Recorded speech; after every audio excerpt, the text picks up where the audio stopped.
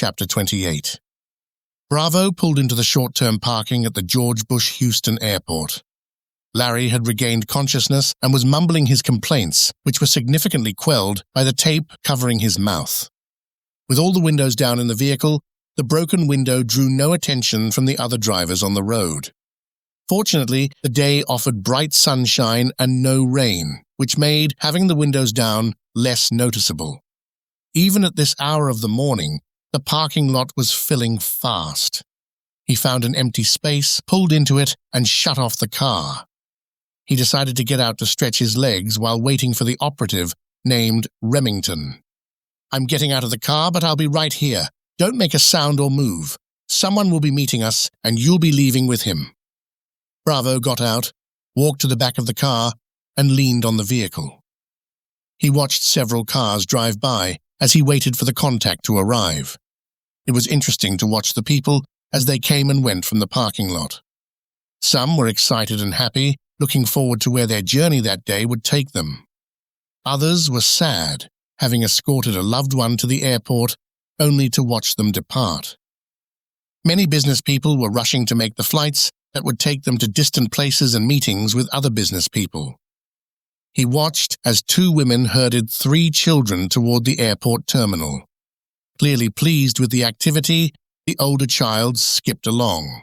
The middle child was screaming their displeasure to the world at having been disrupted from their daily routine. The third child, the youngest, was fast asleep and being carried by one of the women. A car drove by slowly, the occupants scanning the vehicles on both sides of the lot.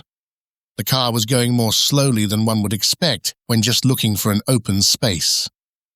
It was evident that the person was checking out each vehicle, looking for something in particular.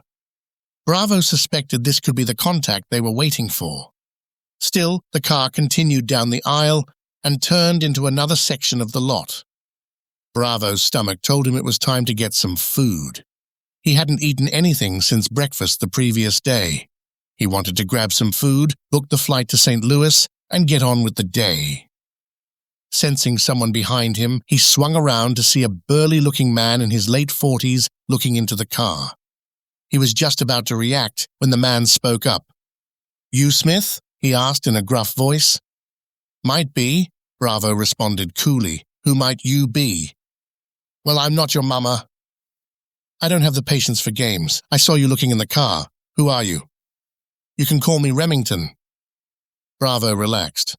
"Okay then, I'm Smith. Glad we got the cloak and dagger crap out of the way. I presume you know who that is in the back of the car." "Must be Wesson, unless Wesson bested Smith," Remington said with a smirk. "I notice you've got a new ring around your collar." "Don't get me started on that. I understand I'm to leave Wesson with you." "Yes, I'm going to take good care of him," he said slyly. Bravo acknowledged the man's statement with a simple, "I see," but something about how Remington had said, "I'm going to take good care of him," sent a chill down Bravo's spine, despite having done his share of taking care of people as well. "I assume you're taking this car?" Bravo asked. "That's my plan." "Okay, I have some things in the trunk I need to take with me." "Help yourself." Bravo opened the trunk and retrieved the suitcase. He checked around in the trunk in case anything had fallen out when he was gathering his tools earlier. Satisfied he had everything, he walked to the passenger side and grabbed the cell phone from the front seat. He glanced in at Larry, whose eyes were wide as saucers, pleading with him not to leave him with this man. For a brief moment, he felt a pang of compassion for Larry, and then the burning and soreness in his neck reminded him of Larry's earlier attempt to cut his life short, and he turned away. "The keys are in the ignition," Bravo called back as he walked toward the airport terminal, suitcase in hand, leaving Larry and the man called Remington alone. Jennifer Bennett was sitting at the desk in her hotel room, looking at the gateway arch from her hotel window. She'd been up for over an hour, checked her email, and eaten the breakfast she'd ordered the night before by placing the card on the doorknob outside her room. Neil Turnbull, her boss, had replied to her email regarding the status of the Walter Jenkins story she was working on, or at the very least, trying to work on. Neil pressured her to return to Chicago since nothing had materialized on the Jenkins case. She couldn't argue with him, considering the deal she made was for 48 hours, which had just expired. She wondered if Tony had been serious about flying her back to Chicago, as he'd called out when he flipped the coin yesterday.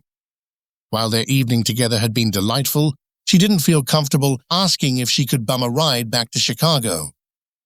As she thought about the previous evening, she recalled it had been a long time since she'd enjoyed the company of such a captivating person. Everything went just as it should. The weather was perfect for their walk to and from the restaurant.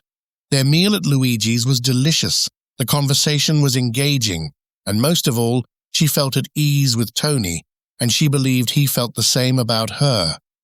She decided she'd call Agent Morris before booking a flight, just in case something new had come up in the case.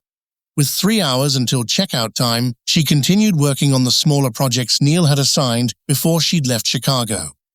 She found herself struggling with the familiar reporting tasks she'd been doing for years, but persisted since these articles were her bread and butter. Still, she longed to be more involved in investigative reporting that would open the door to excitement and intrigue.